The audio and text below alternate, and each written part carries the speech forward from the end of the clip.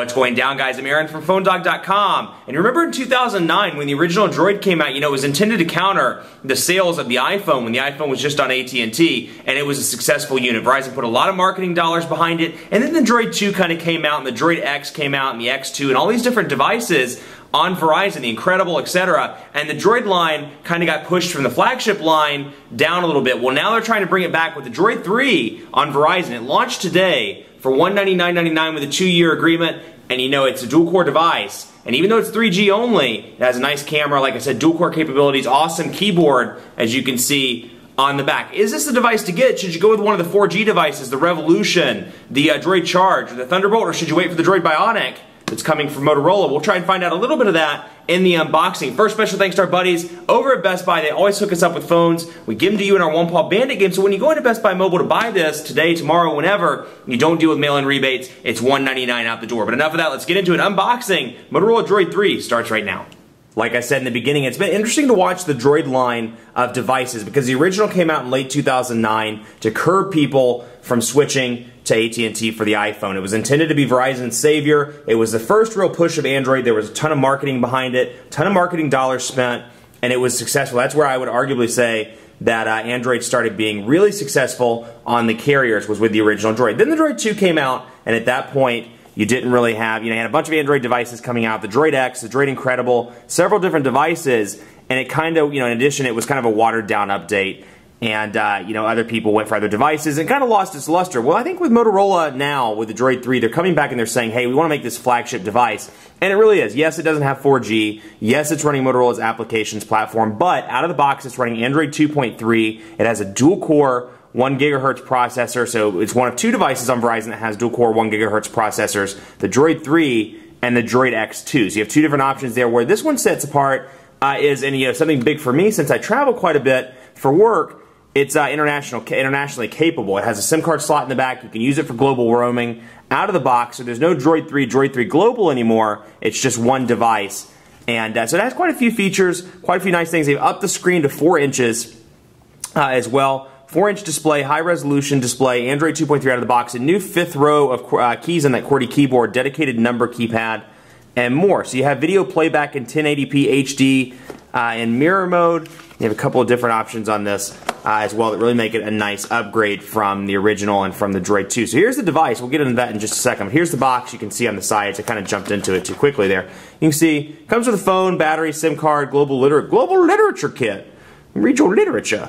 Wall USB charger, product safety, quick reference guide, and then here's what you get in the box as I drop it, fail, down on the ground here.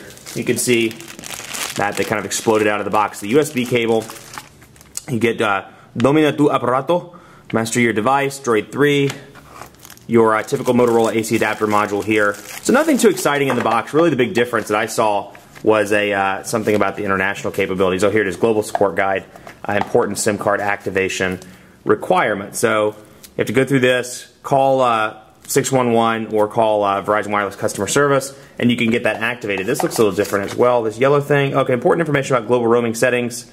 That's because Android consumes a lot of data and they don't want you to come back with a $10 gazillion bill. Important consumer information.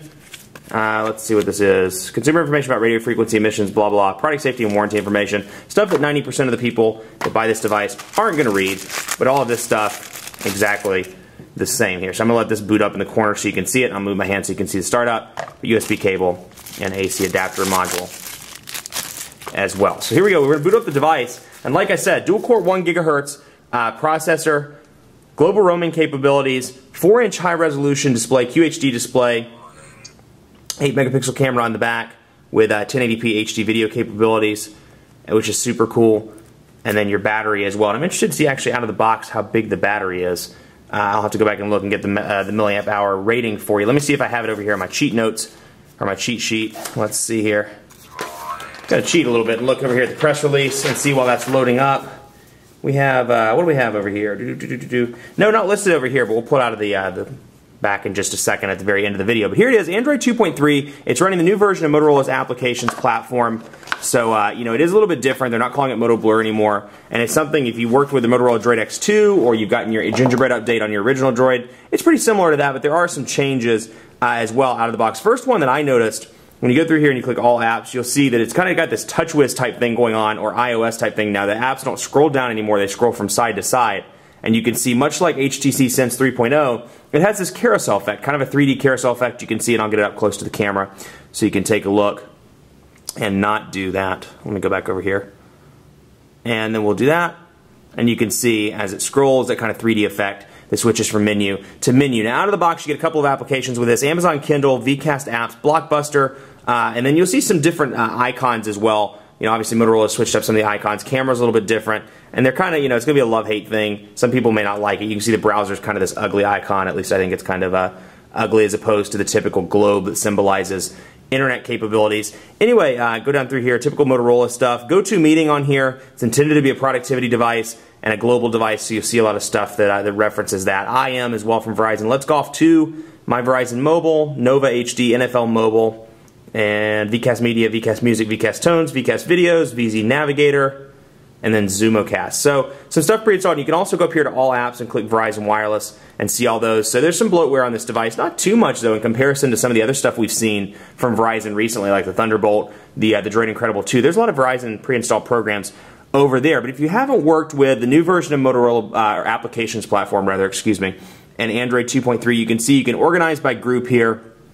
But kind of similar again to HTC Sense 3.0. And then here's a direct link to the market, which you can access there and go in just like that and more. So in all, you know, the device, it's intended to be, I think, the thinnest Droid again, and it's very thin, or with a full QWERTY keyboard again, and it's very thin, good looking device, looks much better than the original. It kind of bridges the gap between people that thought the Droid 1 was too boxy and people that thought the Droid 2 was too, again, kind of smooth with the rounded edges, maybe looked too much like a toy. This is kind of a nice balance to me between the two. I like the hump down here. They've kind of changed that up a little bit, as you can see, to where it slopes down in kind of a different look.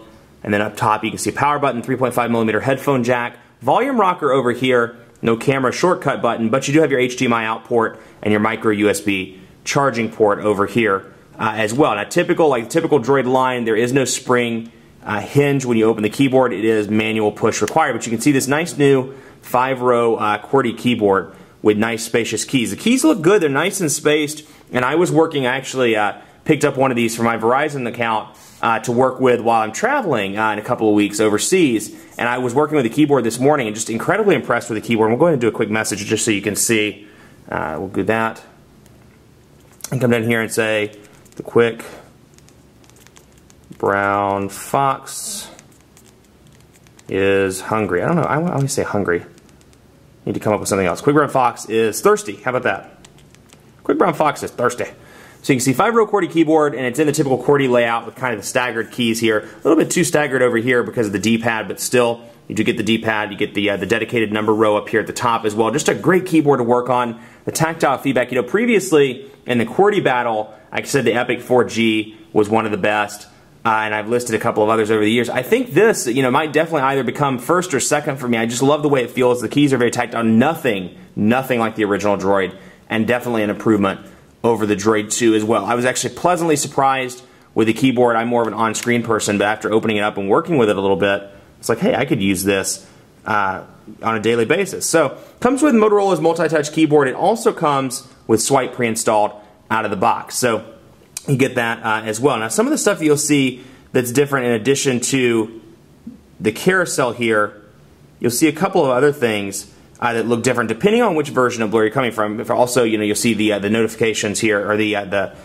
home screens rather. I can't talk today. The home screens you can see also do that carousel-like effect as well when you scroll between those. So different animations, different things like that. But all in all, you know, a typical Motorola device, it's very similar to the Droid X2. It just has those global roaming capabilities. It has the full QWERTY keyboard, and it has a nice camera, front-facing camera as well. Is this device to get? We're going to do a full review on it.